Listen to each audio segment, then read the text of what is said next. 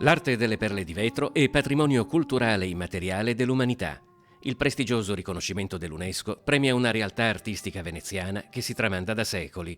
Non solo un'eccellenza dell'artigianato locale, ma anche un'attività con profonde radici sociali e culturali nella storia di Venezia.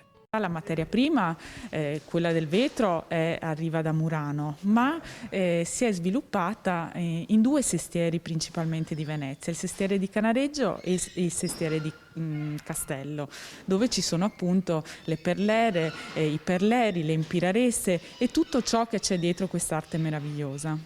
Il Comune ha sostenuto la candidatura dell'arte delle perle di vetro a patrimonio dell'UNESCO già dal 2017, una candidatura internazionale assieme alla Francia di cui l'Italia è capofila con Venezia, in un gioco di squadra che ha visto anche la presenza della Regione e del Ministero per i beni e le attività culturali.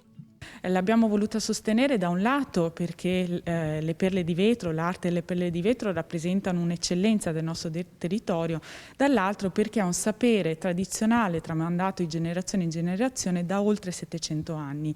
Dietro quest'arte non c'è solo l'oggetto di vetro, c'è la memoria, c'è la conoscenza, c'è la maestria di questi dei perleri, delle impiraresse, dei maestri vetrai.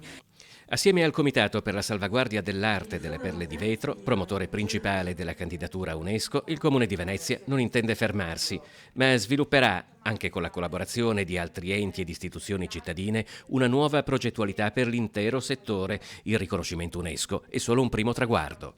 È un punto di partenza, un riconoscimento così prestigioso non può che fare da volano per valorizzare e rimettere al mondo, alla città, un'arte così preziosa, un artigianato così prezioso.